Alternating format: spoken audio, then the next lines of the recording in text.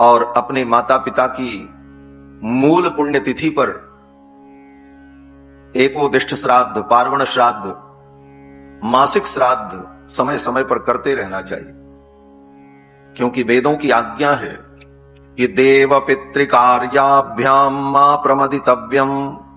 देवता और पितरों के कार्य से प्रमाद नहीं करना चाहिए। बल्कि वहां पर यह भी लिखा है कि देवताओं के कार्य से अगर थोड़ा प्रमाद हो भी जाए तो चलेगा। क्यों? बोले देवता कृपालु होते हैं, लेकिन पितर जो होते हैं वो कृपालु नहीं होते। वो तो तुम्हारे कर्म को देखते। अगर तुमने विधि पूर्वक श्राद्ध नहीं किया तो पितर तुम्हारे पर कृपा नहीं करेंगे। इसलिए पितरों के कार्य से कभी प्रमाद नहीं करना चाहिए। देव पितृ कार्याभ्याम मा प्रमदितव्य। और प्रतिवर्ष नियम से श्राद्धादि कर्म करते रहना चाहिए। धुंधकारी ने कहा, गया में 100 बार मेरा श्राद्ध करो फिर भी मुझे मुक्ति नहीं मिलेगी। मैंने ऐसे पाप किए। वास्तव में ये जीवात्मा अपने प्रमाद के कारण एक क्षण तो छोड़ो, आधे क्षण में व्यक्ति ऐसा पाप कर लेता है कि वर्षों तक वो नरक में यातनाएं भोगे। ऐसा पाप आधे क्षण में व्यक्ति कर लेता। हमारे आचार्य श्री कुरेश स्वामी जी महाराज वर्णन करते हैं कि यो ब्रह्म कल्प नियुतापिन भवेपि नाश्यम, यो ब्रह्म कल्प नियुतान भवेपि नाश्यम तत्किल विषम सृजति जंतुरिह क्षणार्धे। उतना पाप व्यक्ति आधे क्षण में प्रमाद के कारण कर लेता। धुंधकारी ने कहा, 100 बार मेरा श्राद्ध करो फिर भी मुझे मुक्ति नहीं मिलेगी। तो श्री गोकर्ण जी महाराज ने सूर्य भगवान से पूछा। प्रातः काल संध्या वंदन किया, सूर्य भगवान को अर्घ्य दिया और सूर्य भगवान से पूछा, हे भुवन भास्कर, हे मरीचिमाले, हे समस्त विद्याओं के अधीश्वर, आप कृपा करके बताओ कि गया श्राद्ध करने पर भी जिसकी मुक्ति न हो उसकी मुक्ति के लिए क्या करना चाहिए। तो सूर्य भगवान ने कहा, श्रीमद् भागवत महापुराण की कथा सुनाओ। और तब श्री गोकर्ण जी महाराज ने श्रीमद् भागवत की कथा सुनाई और धुंधकारी को प्रेत योनि से मुक्ति की प्राप्ति हुई। ये कथा प्रेत पीड़ा विनाशिनी, प्रेत पीड़ा का नाश करने वाली। और सबसे बड़ा फल इस कथा का यह है कि भगवान को वो व्यक्ति प्रिय हो जाता है जो भगवान की इस कथा को, भागवत कथा को सुनता अथवा सुनाता है। सबसे बड़ा फल यही। बाकी फल तो ठीक है। देखो, बाकी फल इसलिए बताया जाता है कि असली फल तक वो पहुंच जाए। जैसे कोई बच्चा बीमार था, 2 वर्ष का बच्चा, तो मां ने उसको कड़वी दवा पिलाने की तैयारी की। क्यों? बोले दवा पिएगा तभी तो ठीक होगा। तो कड़वी दवा गिलोय पिलाने के लिए उसने पीस करके तैयार की। बच्चा ने देखा, बच्चे ने कहा, अरे हम नहीं पिएंगे, ये बहुत कड़वी है। तो मां ने क्या किया? बोले मां ने 2 लड्डू लेकर कहा, बेटा इस दवा को पी लो तो तुमको ये 2 लड्डू मैं दूंगी। उस लड्डू के लालच में उस बच्चे ने कड़वी दवा पी ली। मां ने उसको 2 लड्डू दे दिया। वो लड्डू खा लिया, प्रसन्न हो गया और उसका बुखार उतर गया, दवा पी लिया। अब इस घटना में बच्चे और मां की सोच में अंतर क्या है? बोले बच्चे में यह सोच पैदा हुई कि इस कड़वी दवा को पीने का फल है 2 लड्डू की प्राप्ति। इसको हमने पिया तो 2 लड्डू मिला। और मां क्या समझती है? मां समझती है कि इस दवा का पीने का फल है रोग की निवृत्ति। मां तो यही जानती, क्योंकि मां ज्ञानी है, बच्चा अबोध है।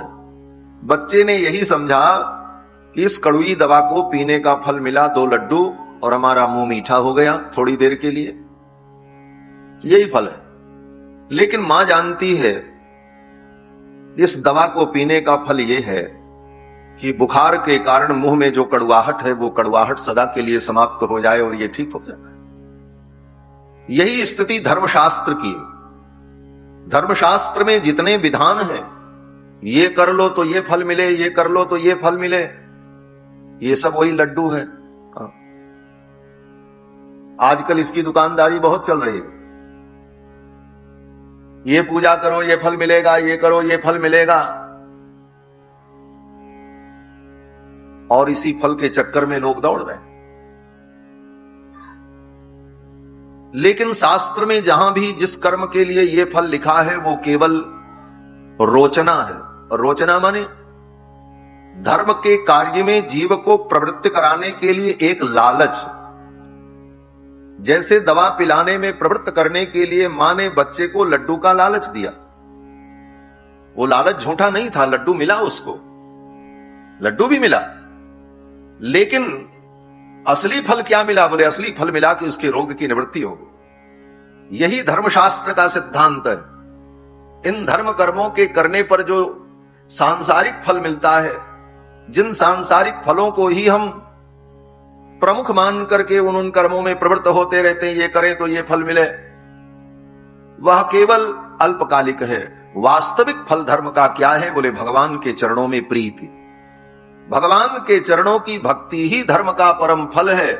सारे धर्म कर्मों का, जितने धर्म कर्म हम करते हैं, समस्त शास्त्रों का परम तात्पर्य भगवान के चरणों की प्रीति है, भगवान के चरणों की प्राप्ति है।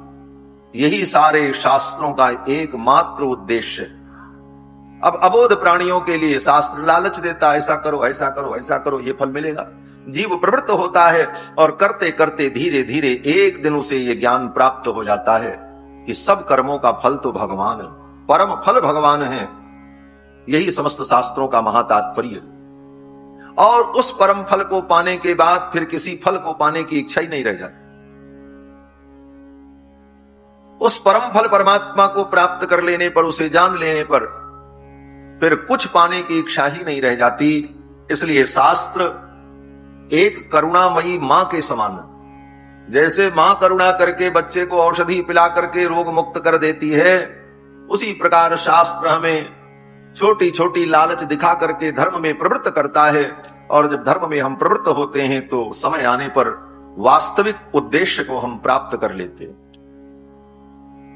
ये श्रीमद् भागवत महापुराण की कथा बड़ी ज्ञानमयी कथा है। इस पुराण में ज्ञान वैराग्य भक्ति के सहित परम तत्व परमात्मा का विशुद्ध विवेचन है।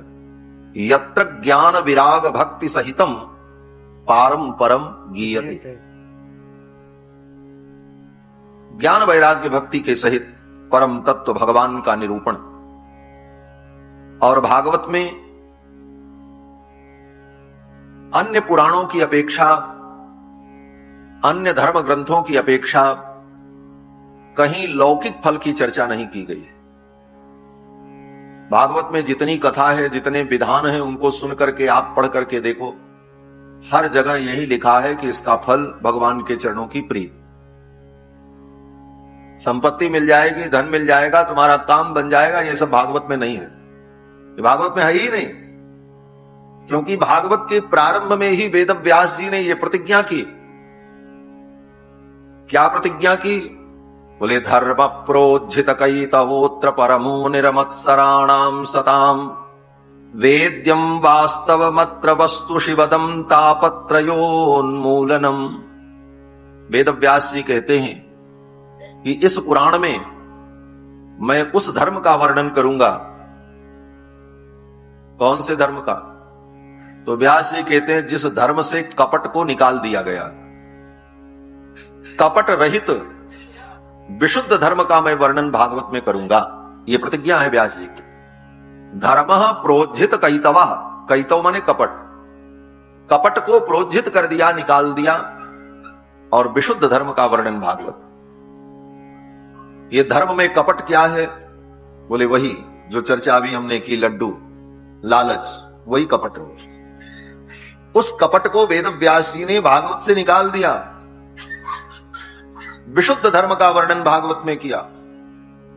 बड़े बड़े ऋषि मुनि अमलात्मा महात्माओं के द्वारा अनुष्ठीयमान जो धर्म है, उस धर्म का निरूपण, परम धर्म का निरूपण, परम धर्म भगवान ही है।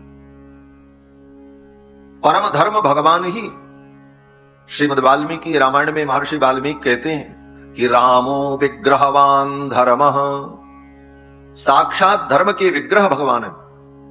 धर्मस्य प्रभुरच्युतः, भगवान धर्म के प्रभु। तो साक्षात धर्म तो भगवान है, परम धर्म है। और उस परम धर्म का निरूपण श्रीमद् भागवत महापुराण। और इसके बाद वेद व्यास जी इसकी महिमा का वर्णन करते हुए कहते हैं, इसको पियो। पिबत भागवतम रसमालयम, पिबत भागवतम रसमालयम। ये भागवत क्या है? रसमालयम, रसमा का आलय है। रसम आलयम भी है, लेकिन दूसरी संधि करने पर रसम रसमा लयम। रसमा का आलय, रसमा माने सरस्वती, सरस्वती का ये आलय है, ज्ञान का भंडार है। पिबत भागवतम रसमालय, इस भागवत को पियो। और दूसरा अर्थ क्या है बोले, कब तक पियो? वेद व्यास जी कहते हैं आलयम। पिबत भागवतम रसम आलयम।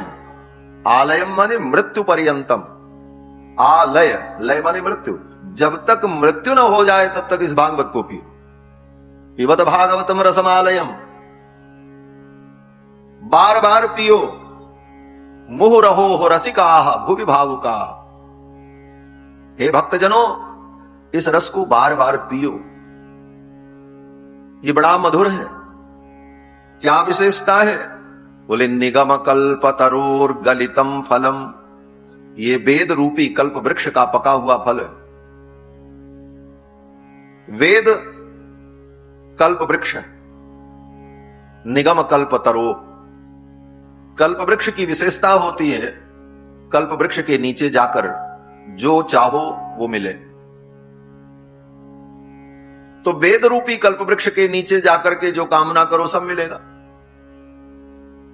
वेद रूपी कल्प वृक्ष के नीचे जाकर के लोगों ने बहुत कुछ पाया। यज्ञ करके, अनुष्ठान करके अनेक अनेक फल मिले। लेकिन वेद रूपी वृक्ष का परम फल क्या है? बोले वेद रूपी वृक्ष का परम फल तो भगवान है। अब उसी वेद पर, वेद रूपी वृक्ष पर अनेक पक्षी बैठते हैं। जैसे वृक्ष पर अनेक पक्षी बैठते हैं। आम का वृक्ष हो, उसमें पके हुए आम लगे हो, उसमें बहुत पक्षी आकर के बैठे। एक बगुला भी बैठा, एक गिद्ध भी बैठा, एक कौवा भी बैठा, एक तोता भी बैठा। लेकिन उस वृक्ष में लगे हुए पके आम के मीठे फल पर न गिद्ध की दृष्टि है, न कौवे की दृष्टि है, और न बगुले की दृष्टि। बगुला तो उस वृक्ष पर बैठा है और उसी वृक्ष में मधुर फल है, लेकिन उसकी दृष्टि कहां है बगुले की? बोले कोई जीव दिख जाए तो हम उसको खा लें। और गिद्ध की दृष्टि कहां है? बोले कहीं सड़ा मांस, मरा पशु दिख जाए तो हम उसको खा लें। और उसी वृक्ष की डाली में मधुर फल लगा है, वो उसको अच्छा नहीं लगता। लेकिन उसी वृक्ष पर सुख बैठा हुआ है, तोता बैठा।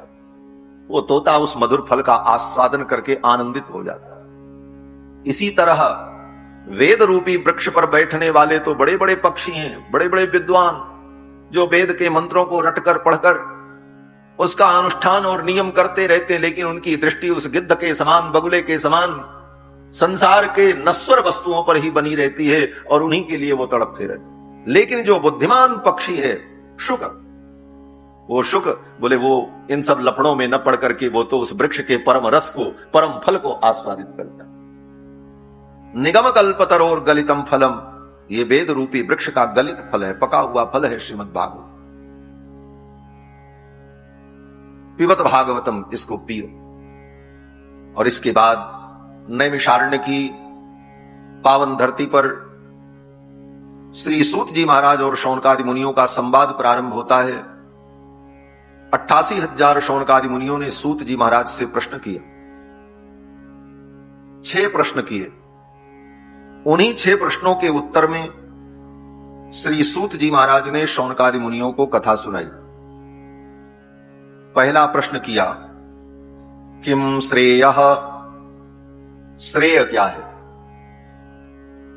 श्रेय माने जो चीज आज मेरे हित में है, कल भी मेरे हित में होगी और सदा मेरा हित उससे होगा, और जो आज मुझे प्रिय है कल भी वो मुझे प्रिय रहेगी, और वो वस्तु सदा मुझे प्रिय होगी, उसको श्रेय कहते हैं। और जो प्रिय होती है, जो आज हमको प्रिय लगती है, वो वस्तु कल अच्छी नहीं लगती। इसी संसार में कोई वस्तु ऐसी होती है जो बड़ी प्रिय लगती है, ये हमको मिल जाए, लेकिन कुछ दिन बाद फिर उस वस्तु की इच्छा समाप्त हो जाए, तो वो तो प्रिय है। लेकिन श्रेय जो आज भी प्रिय है, कल भी प्रिय रहेगा और सदा प्रिय रहेगा, और जो पहले भी मुझे प्रिय था, उसको श्रेय कहते। शौनक जी ने पूछा श्रेय क्या है, किम श्रेयः, और श्रेय के साथ साथ शास्त्र सारः कः, समस्त शास्त्रों का सार क्या है, यह दूसरा प्रश्न किया। तीसरा प्रश्न किया स्वावतार प्रयोजनम, भगवान का अवतार क्यों होता है। और चौथा प्रश्न किया किम कर्म, अवतार लेकर के भगवान कौन कौन से कार्य करते हैं। पांचवा प्रश्न किया केवताराश्च, भगवान के कितने अवतार हैं। और छठवां प्रश्न किया कि धर्म कम शरणम गतः, धर्म किसकी शरण में रहता है, धर्म का आश्रय कौन है। इन्हीं 6 प्रश्नों का उत्तर देते हुए सूत जी ने शौनकादि मुनियों को कथा सुनाई। ये 6 प्रश्न बड़े महत्वपूर्ण हैं। श्रेय क्या है, सारे शास्त्रों का सार क्या है।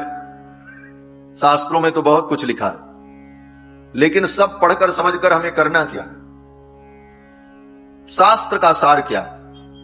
और तीसरा प्रश्न स्वावतार प्रयोजनम, भगवान के अवतार का प्रयोजन क्या है, अवतार लेकर के भगवान करते क्या है, भगवान के कितने अवतार हुए, धर्म किसके आश्रय में रहता है।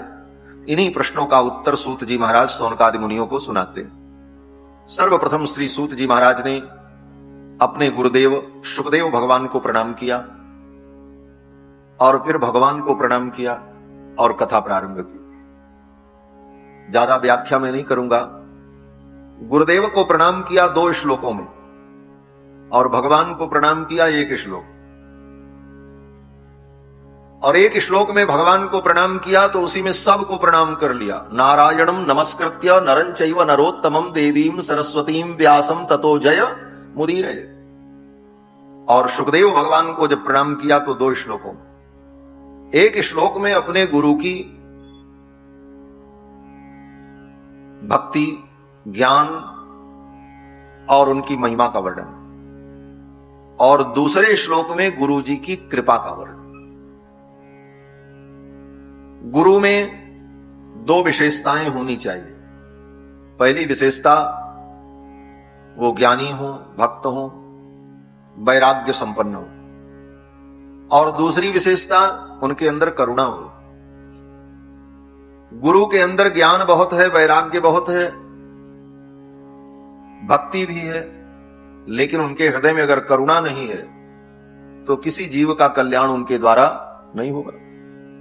क्यों बोले, उनके अंदर ज्ञान वैराग्य है, वो कहीं बैठकर आत्म कल्याण कर लेंगे, उनको संसार से क्या लेना देना। जीव के प्रति करुणा का भाव जब आचार्य के अंदर होता है, तभी उन आचार्यों के द्वारा जीव का कल्याण होता है। और करुणा का भाव बहुत हो लेकिन ज्ञान वैराग्य नहीं है तो वो जीव का कल्याण कैसे करेंगे। इसलिए शाब्दे परे च निष्णातम, गुरु कैसा हो, बोले शास्त्र का उसे ज्ञान हो, भगवान की भक्ति हो और जीव के प्रति करुणा का भाव हो, तभी ऐसे गुरु और आचार्य के द्वारा जीव का कल्याण होता। केवल करुणा है, ज्ञान नहीं, तब भी वो कल्याण नहीं कर सकता।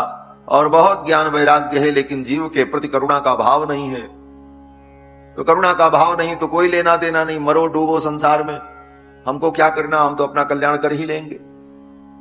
तो करुणा जब हृदय में होती है तभी आचार्य के द्वारा जीवों को उपदेश दिया जाता है। हृदय में जब करुणा होगी तब आचार्य उपदेश करेंगे, भाई सुधर जाओ, भक्ति में लगो। तो गुरु जी के इन दोनों गुणों का चिंतन सूत जी ने किया। पहले श्लोक में तो गुरु जी के ज्ञान वैराग्य का वर्णन किया। क्या ज्ञान वैराग्य है? बोले यम प्रव्रजंतम अनुपेतम अपेत कृत्यम द्वैपायनो विरह कातर आजुहाव पुत्रेति तन्मयतया तरवोभिनेदुस्तम सर्वभूत हृदयम मुनिमानतोस्मि। सूत जी कहते हैं, मेरे गुरुदेव भगवान कितने त्याग वैराग्य संपन्न हैं, जन्म लेते ही जंगल की ओर चल पड़े। लोग बाद में सन्यासी बनते, सुखदेव जी पैदा हुए उसी समय जंगल की ओर चल पड़े। बोले पैदा होता है तो बच्चा तो छोटा रहता, वो चलता कहां है? बोले सुखदेव जी 12 वर्ष तक अपनी मां के गर्भ में रहे। 12 वर्ष बाद जब प्रकट हुए तो प्रकट होते ही जंगल की ओर चल पड़े। उनके पिता वेदव्यास जी पीछे पीछे दौड़ने लगे, बेटा रुक जाओ रुक जाओ। द्वैपायनो विरह कातर आजुहाव। वेदव्यास जी विरह कातर होकर पीछे पीछे दौड़ रहे हैं और कह रहे, पुत्र रुक जाओ, पुत्र रुक जाओ। पुत्रेति तन्मयतया तरवोभिनेदुः। सुखदेव जी नहीं रुके, जंगल में जाकर के एक वृक्ष के नीचे बैठ गए और समाधि लगा ली। जन्म सिद्ध योगी हैं सुखदेव भगवान। जब समाधि लगा ली तो व्यास जी पुकारते रहे, पुत्र पुत्र। समाधि में बैठ व्यास जी जब पुत्र पुत्र कह रहे थे तो उधर से भी आवाज आ रही थी, पुत्र पुत्र। जैसे माइक का यू को बढ़ा दो तो एक बार बोलो तो 3 बार सुनाई पड़े लौट करके। उसी प्रकार वेदव्यास जी जब कहते पुत्र तो उधर से आवाज आती, पुत्र। पुत्रेति तन्मयतया तरवोभिनेदुः। मानो जंगल के वो वृक्ष उधर से उत्तर दे रहे थे, पुत्र। व्यास जी कहते पुत्र तो उधर से पेड़ भी बोल रहे थे, पुत्र। बोले पेड़ बोल रहे थे? बोले पेड़ नहीं बोल रहे थे। सर्वभूतात्मा सुखदेव भगवान की ही आत्मा मानो उन वृक्षों में व्याप्त हो गई और उन वृक्षों के बहाने सुखदेव जी ही अपने पिताजी को उत्तर दे रहे थे, पुत्र। व्यास जी कहें पुत्र तो उधर से मानो सुखदेव जी भी कह रहे हैं, पुत्र। क्या मतलब हुआ? बोले मतलब ये हुआ कि सुखदेव भगवान कहते हैं, व्यास जी किस मोह में पड़े हो, कौन किसका पुत्र? हजारों जन्मों में आप मेरे पुत्र बने, हजारों जन्म में मैं आपका पुत्र बना। ये तो संसार है, जो आज बाप है वो कल वही बेटा बन करके पैदा होता है, जो बेटा है वो बाप बन जाता है।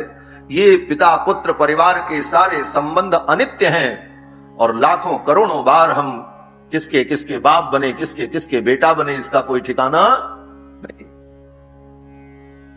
सुखदेव जी तो समाधि में बैठे। ऐसा वैराग्य, वैराग्य 2 प्रकार का होता है। एक वैराग्य तो वो होता है कि कोई वस्तु से हमें राग हो और उसे हम पालें और पाने के बाद उसे छोड़ दें, ये वैराग्य। ऐसा वैराग्य तो संसार में बहुत होता है। दुनिया में सबको संसार की वस्तुएं मिलती हैं, व्यक्ति पहले संसार पकड़ता है और फिर एक दिन जब उसे ज्ञान होता है तो वो छोड़ता है। लेकिन सुखदेव जी तो ऐसे ज्ञानी हैं, इन्होंने संसार को पकड़ा ही नहीं। इन्होंने विचार किया कि जिस चीज को छोड़ना ही है तो फिर पकड़ना क्यों? जब पैर में कीचड़ लग जाए उसको धुलना ही है तो सावधानी ये रखो कि पैर में कीचड़ लगे ही ना। प्रक्षालनाद ही पंकस्य दूराद स्पर्शनम वरम। कीचड़ लग जाने पर कीचड़ को धुलने की अपेक्षा बुद्धिमानी यह है कि कीचड़ लगने ही ना पावे। जब धुलना ही है तो फिर लगाने का मतलब क्या? तो सुखदेव जी का ज्ञान वैराग्य ऐसा उच्च कोटि। और दूसरे श्लोक में गुरु जी की करुणा का चिंतन करते। सूत जी कहते हैं, इतने ज्ञानी और वैराग्य संपन्न होकर के भी संसारिणां करुणयाः पुराण गुह्यम् तम व्याससूनमुपयामि गुरुं मुनीनाम। इतने वैराग्य और ज्ञान संपन्न होकर के भी मेरे गुरुदेव सुखदेव भगवान ने करुणा पूर्वक राजा परीक्षित को कथा सुनाई। नहीं तो क्या गर्ज गई थी सुखदेव जी को कथा सुनाने की, समाधि में बैठे रहते। परीक्षित जैसे कितने लोग इस संसार में राजे महाराजे आए, पैदा हुए, मर के चले गए, लेकिन सुखदेव जी की करुणा ने उनको प्रेरित किया, राजा परीक्षित को कथा सुनाओ। और परीक्षित के व्याज से अनेक लोग इस कथा को सुनकर के कल्याण को प्राप्त करेंगे। इस करुणा की प्रेरणा के कारण सुखदेव जी अपनी समाधि छोड़ करके आए और गंगा के तट पर राजा परीक्षित को 7 दिनों तक कथा सुनाई। वो सुखदेव जी, जो सुखदेव जी किसी के दरवाजे पर भिक्षा भी लेने जाते तो केवल उतनी देर रुकते हैं जितनी देर में गाय दुहा जाता है। गाय को दुहने में जितना समय लगता है 5 मिनट 7 मिनट ज्यादा से ज्यादा, गोदोहन काल मात्र। और उतनी देर में अगर उन्हें भिक्षा नहीं मिली तो सुखदेव जी चल पड़ते, दूसरा घर देखेंगे। इतना समय नहीं, हमें भजन करना है। इतना समय नहीं है कि हम एक रोटी के लिए, भिक्षा के लिए 10 मिनट बर्बाद करें। गोदोहन काल मात्र, उतने में भिक्षा मिली तो मिली, नहीं मिली तो चले गए, फिर समाधि में बैठ के बोले अब कल भिक्षा लेंगे, पानी पी के ही काम चल जाए। जिस व्यक्ति ने, जिस महापुरुष ने अपने समय को इतना बचाया और भगवान के भजन में, भक्ति में, ध्यान में लगाया, उन सुखदेव जी ने राजा परीक्षित के लिए 7 दिन लगातार अपनी समाधि छोड़कर, अपना ध्यान छोड़कर, अपना भजन छोड़कर गंगा के तट पर बैठकर 7-24 घंटे, हाँ हम लोग तो कथा सुनते हैं 4 घंटे, 4 घंटे में भी इतनी बड़ी तैयारी करनी पड़ती। पांडाल लगाओ, माइक लगाओ, कूलर लगाओ, गद्दी बिछाओ। भक्त आवे तो जाते समय उनको प्रसाद भी नहीं दो, नहीं तो कहेंगे बिना प्रसाद के कथा भई। पानी भी बीच बीच में पिलाओ, बोतल बांटो, तब कथा सुनेंगे। उसमें भी 3 घंटा सुनने में आफत, उठक बैठक लगाते रहे। कोई बैठ रहा, कोई उठ रहा, कोई जा रहा, कोई आ रहा। लेकिन सुखदेव जी ने जब राजा परीक्षित को कथा सुनाई, 7 रात्रि लगातार राजा परीक्षित बैठे रहे और सुखदेव जी सुनाते रहे। अखंड कथा थी। न सुखदेव जी उठे न राजा परीक्षित उठे। 7वें दिन जब कथा समाप्त हुई तो सुखदेव जी उठ करके खड़े हुए और सुखदेव जी ने कहा, राजन अब तुम भगवान का ध्यान करो और मैं जा रहा हूं, और ये मत सोचना कि तुम मरोगे। राजन तुम मरिष्येति पशु बुद्धि मिमाम जहि। हे राजन तुम मरोगे, ये मत सोचना।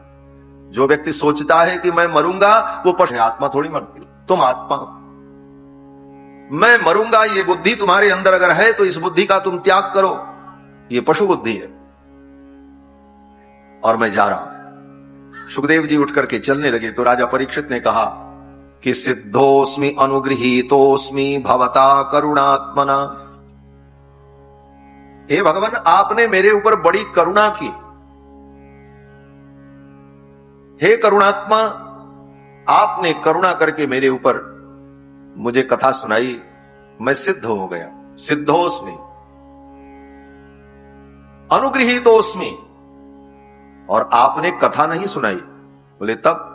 बोले श्रावितो यच्च साक्षात अनादि निधनो हरिः। आपने साक्षात हरि को सुनाया।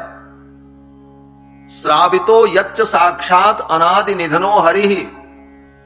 भगवान हरि, बोले भगवान हरि ही ये कथा है, ये कथा ही भगवान। राजा परीक्षित ने यही कहा, आपने भगवान को सुनाया, भगवान की कथा सुनाई, ऐसा नहीं, आपने भगवान को सुनाया। 7 दिन तक आपकी वाणी के माध्यम से भगवान ही मेरे कर्णों में प्रविष्ट होते रहे। प्रविशत हृदय तेषाम भक्ति सूत्रोपनद्धा। तो करुणा करके सुखदेव भगवान ने राजा परीक्षित को कथा सुनाई। और जब राजा परीक्षित को सुखदेव जी ने कथा सुनाई, उसी समय सूत जी महाराज भी वहीं बैठ करके कथा सुन रहे थे गंगा के तट पर। जो सूत जी 88,000 मुनियों को कथा सुना रहे। सूत जी कहते हैं मैंने भी वहीं पर कथा सुनी जब राजा परीक्षित को गुरुदेव भगवान ने सुनाया, लेकिन वहां गुरुदेव भगवान दो काम कर रहे थे। बोले कथा भी सुना रहे थे और पढ़ा भी रहे थे। ये सूत जी का भाव है। सूत जी कहते हैं राजा परीक्षित को तो सुखदेव भगवान कथा सुना रहे थे, लेकिन हमको पढ़ा रहे थे। बोले एक साथ पढ़ाना और कथा सुनाना दोनों कैसे संभव होगा? बोले राजा परीक्षित को सुखदेव जी कथा सुना रहे थे क्योंकि परीक्षित को केवल सुनना है। सुनने के बाद जो ही कथा समाप्त होगी परीक्षित को वैकुंठ जाना है, यहां नहीं रहना। लेकिन सूत जी को, बोले सूत जी को इसी धरती पर रह करके लोगों को कथा सुनानी है, इस ज्ञान को आगे बढ़ाना है। इसलिए सूत जी को पढ़ाना था और परीक्षित को सुनाना था, और दोनों काम सुखदेव भगवान ने एक साथ किया। सूत जी कहते हैं गुरुदेव भगवान कथा सुनाते रहते थे और बार बार मेरा मुख देखते रहते। मेरे मुखमंडल को देखकर वो समझ जाते थे कि कौन सी बात सूत को समझ में आई और कौन बात सूत को समझ में नहीं आई। और जो बात मुझे ठीक ठीक समझ में नहीं आई उस बात को पुनः कह करके स्पष्ट करते। तो मुझे तो पढ़ा रहे थे, लेकिन राजा परीक्षित को कथा सुना रहे। सूत जी ने शौनक आदि मुनियों से कहा, मुनियों गुरुदेव ने जो सुनाया है वो मैं तुम्हें सुना रहा हूं। और हे मुनियों, सवई पुंसाम परो धर्मो यतो भक्ति रधोक्षजे। मनुष्य के जीवन का परम धर्म यही है कि भगवान के चरणों की भक्ति हो, अधोक्षज के चरणों में हमारी भक्ति हो। यही मनुष्य जीवन का परम धर्म। भक्ति माने प्रेम। भक्ति को ही प्रेम कहा है और प्रेम को ही भक्ति कहा। इसीलिए नारद भक्ति सूत्र में नारद जी कहते हैं प्रेमैव कार्यम प्रेमैव कार्यम। भगवान से प्रेम हो इसी का नाम भक्ति, और भगवान के चरणों में भक्ति हो यही जीव का परम धर्म है। सवई पुंसाम परो धर्मो। लेकिन वो भक्ति कैसी हो ये जानना बहुत जरूरी है। सूत जी कहते हैं कि अहै तुक्य प्रतिहता। भक्ति अहैतुकी हो, और दूसरी विशेषता बोले अप्रतिहता। इसका मतलब बोले भगवान के चरणों में हमारा प्रेम हो लेकिन उस प्रेम का कोई हेतु ना हो। अहैतुकी। अहैतुकी का मतलब जिसमें कोई हेतु ना हो। अहैतुकी। प्रेम तो भगवान से बहुत से लोग करते हैं, लेकिन अपने स्वार्थ के लिए करते। हमारा काम बन जाए, हमें ये मिल जाए, भगवान हमको ये दे दे। बोले ये जो हेतु बीच में आ गया, इस कारण से वो भक्ति नहीं बनी। वो क्या बना? बोले वो व्यापार बना। वो प्यार नहीं बना, वो व्यापार बन गया। भगवान से प्यार हो इसका नाम भक्ति है, और भगवान से कुछ लेन देन शुरू हो जाए तो इसका नाम व्यापार है। तो भक्ति कैसी हो? बोले अहेतुकी, कोई हेतु ना हो।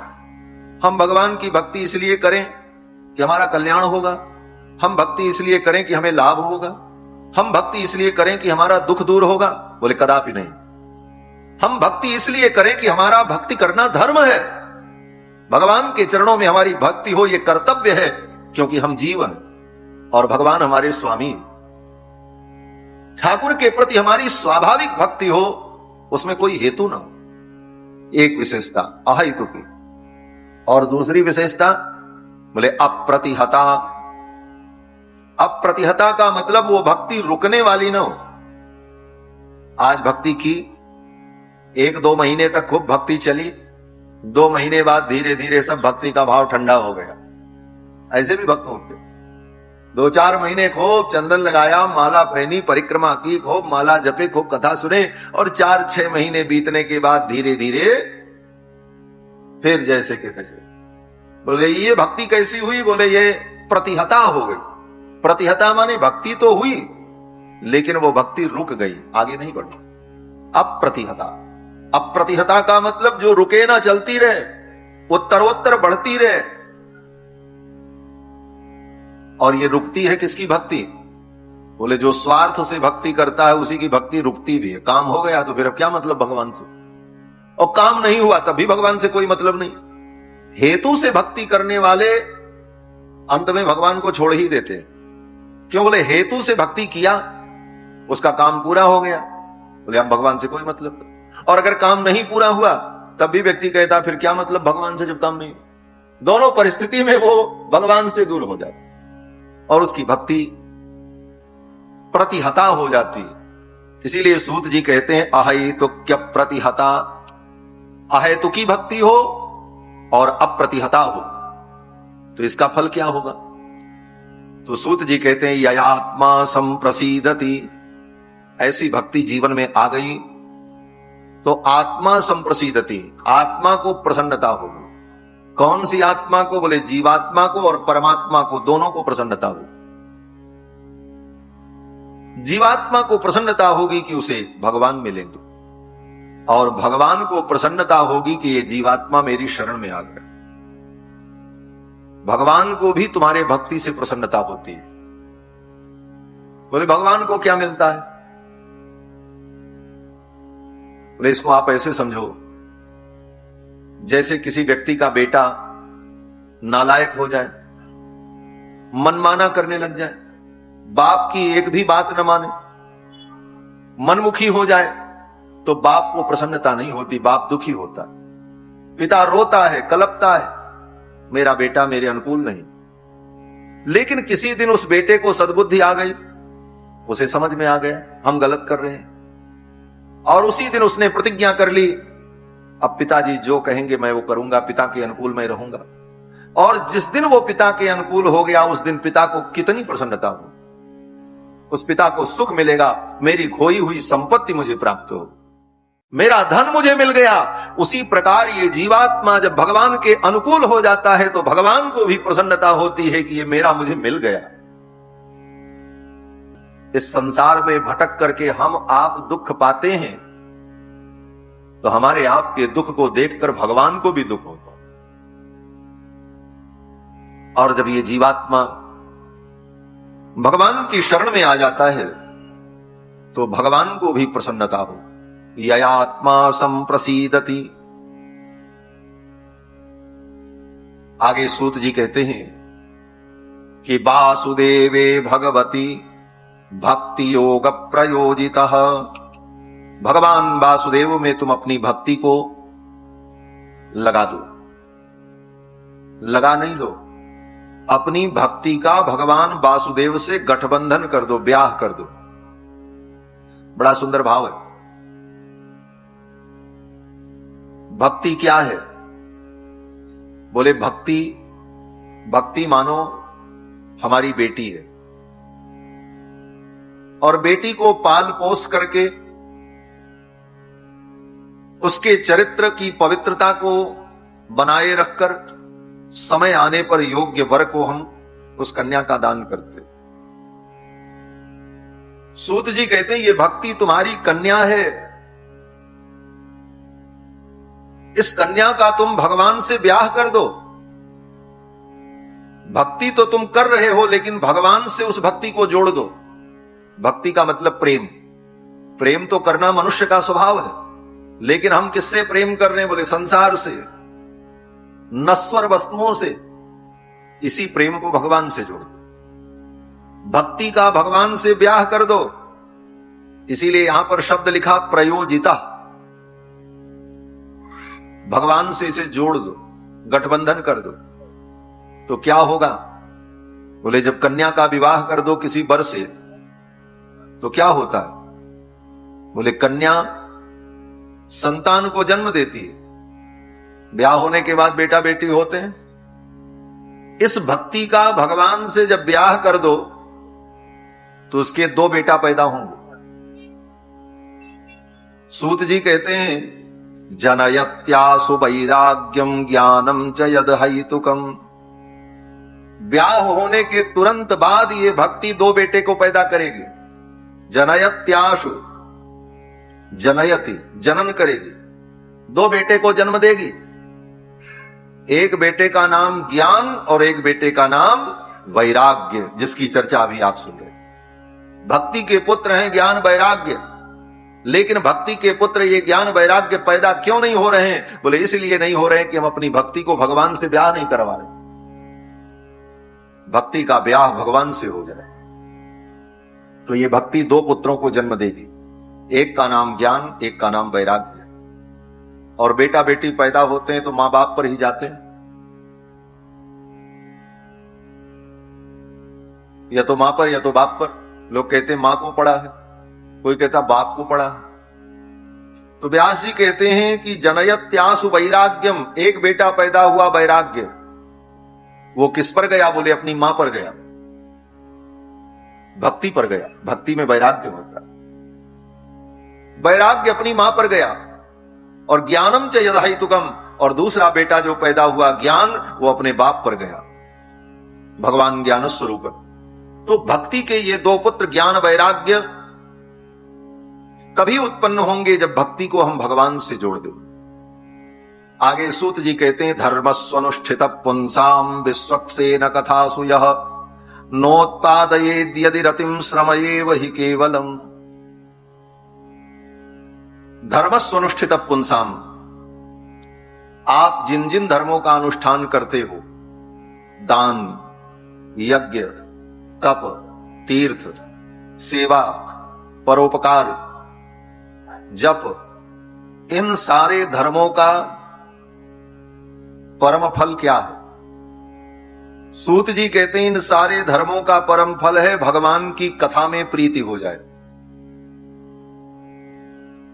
धर्मः स्वनुष्ठितः पुंसाम विश्वक्सेन कथासु यः नोत्पादयेद् यदि रतिम श्रमयेव हि केवलम। अगर आपने खूब धर्म किया, दान, यज्ञ, तप, तीर्थ सब कुछ किया, लेकिन ये सब करने के बाद भगवान की कथा में रति नहीं हुई, भगवान की कथा से प्रेम नहीं हुआ, भगवान की कथा सुनने में मन नहीं लगता, तो समझ लो तुम्हारे जितने धर्म कर्म थे वो केवल परिश्रम मात्र, परिश्रम तुमने किया, उसका वास्तविक फल नहीं। सूत जी कहते हैं श्रम एव हि केवलम, तुमने केवल श्रम किया, दान किया, लुटाया, परोपकार किया, जप किया, पाठ किया, लेकिन उसका परम फल जो मिलना चाहिए था, भगवान की कथा से प्रीति, वो अगर नहीं हुई तो केवल तुम्हारा श्रम था, वो सफल नहीं हुआ। अर्थात समस्त धर्म कर्मों का फल भगवान की कथा से प्रीति, भगवान के चरणों में प्रीति। ये सब कहते हुए श्री सूत जी महाराज कहते हैं हे मुनियों, भगवान परमात्मा अपने तीन गुणों का आश्रय लेकर, सतोगुण, रजोगुण, तमोगुण, इन तीन गुणों का आश्रय लेकर के भगवान तीन रूपों में भाषित होते।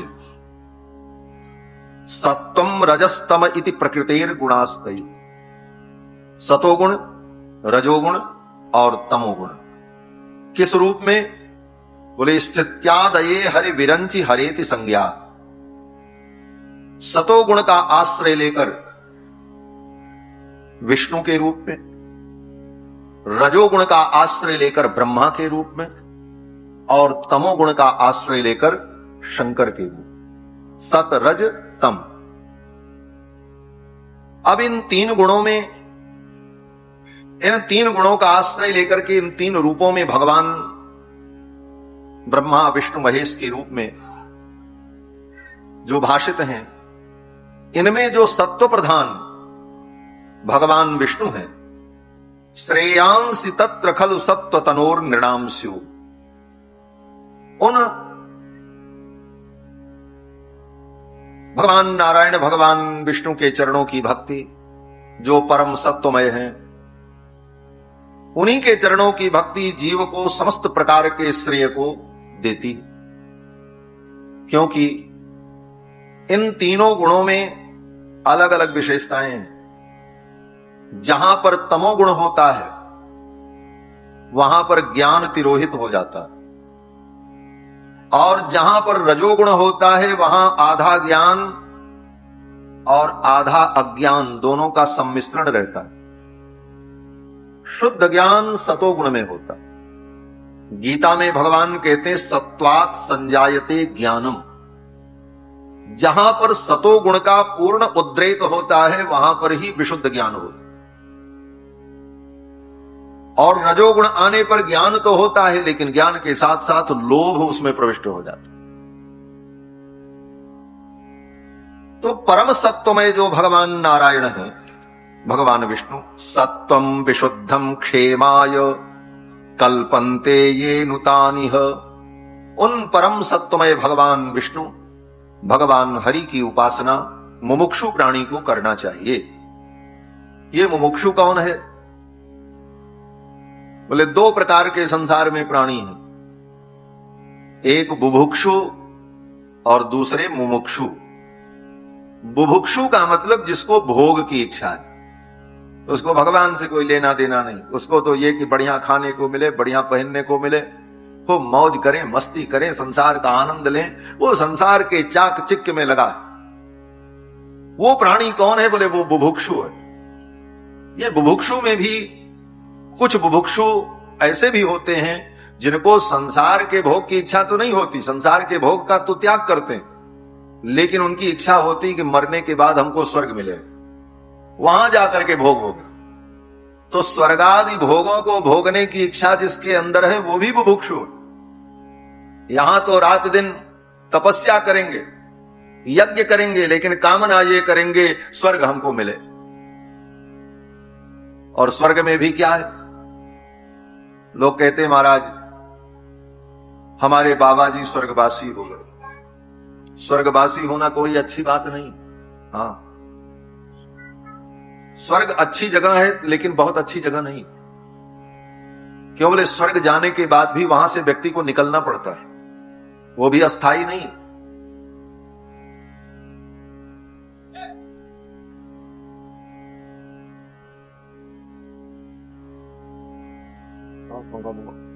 स्वर्ग भी अस्थाई नहीं। स्वर्ग में